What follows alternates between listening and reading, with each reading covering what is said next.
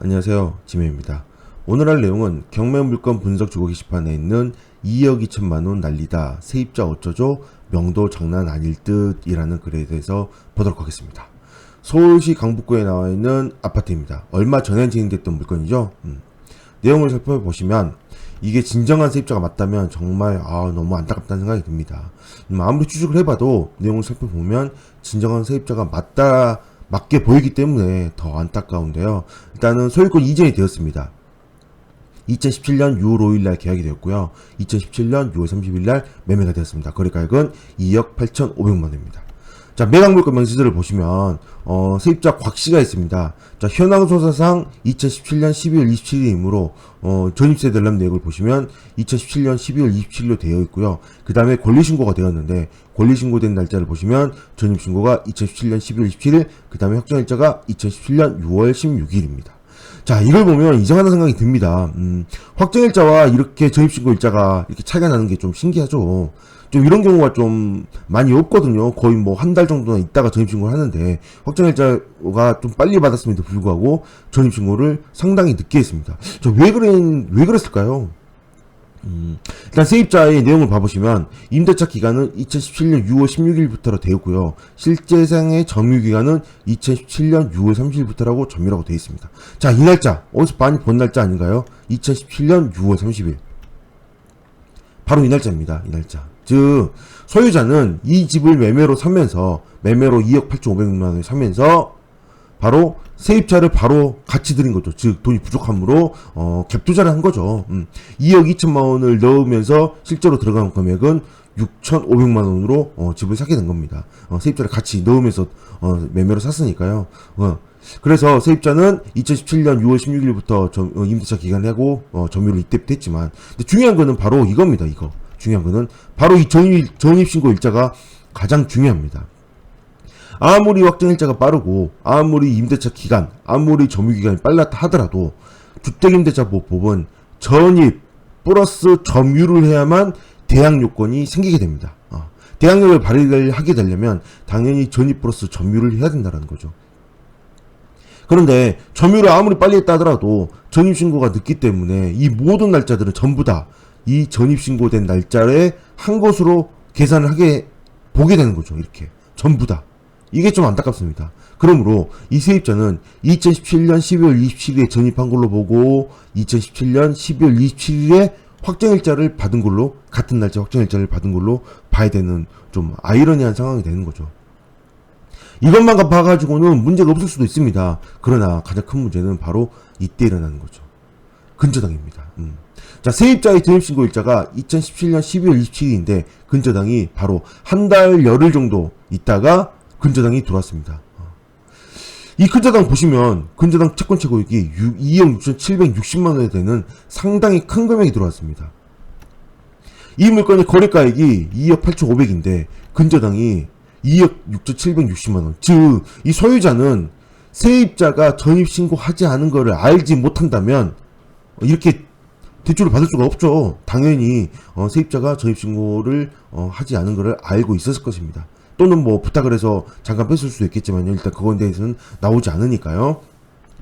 그러므로 세입자가 전입신고가 되어 있지 않기 때문에 이렇게 2억 6,760만원이라는 저축은행에서 상당히 많은 돈을 빌리고요. 그 다음에 추가적으로 개인 근저당까지 2,550만원까지 정말 뽑을 수 있는 데까지 다 뽑아버렸습니다.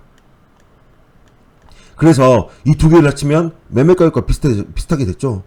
그러면 이렇게 경매가 진행이 되면 어떻게 될까요? 당연히 배당 순위는 이 근저당이 1순위가 될 거고, 날짜를 봐보시면 2017년 8월 9일이고요. 2017년 8월 22일, 그 다음에 세입자가 2017년 12월 27일이 됩니다.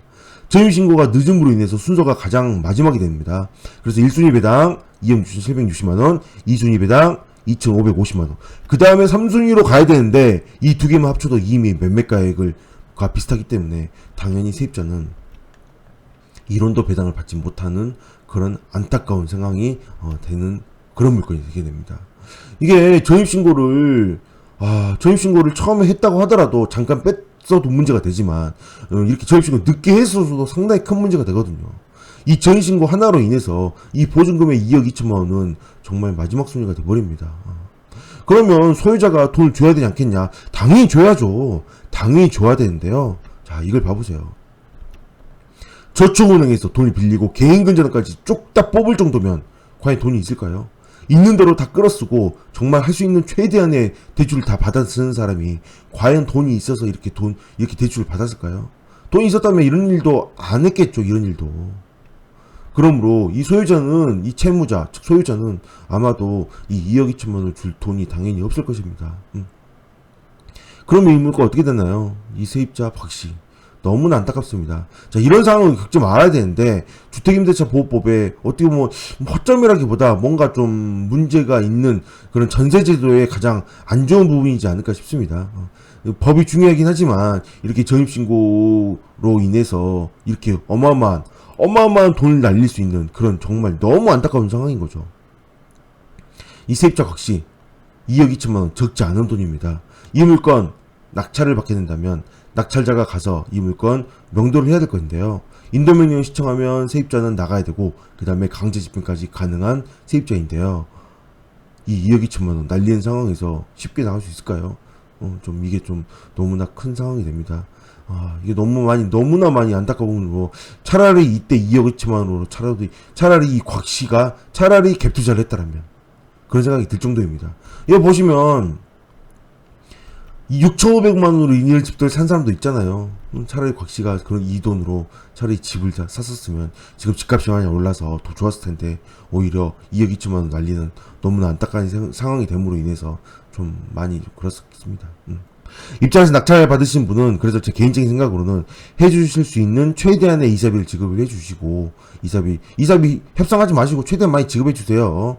이렇게 많이 진짜 이자비를 주는 게 좋지 않을까 싶은 생각 들고요. 그 다음에 이 곽씨는 뭐 힘들겠지만 2억 2천만 원 보증금을 받기 위한 보증금 반환 소송을 좀 도와주시는 게 낙찰자분은 좀 아실 테니까 좀 도와주시는 게 전자소송을 하면 그렇게 돈이 많이 들지 않잖아요. 그래서 좀 도와주시는 게 어떤가 싶은 생각을 해보게 됩니다. 참 너무나 안타까운 물건이 돼서 이 물건 2억 2천만 원 날리는 세입자 너무나 많이 안타까운 물건입니다.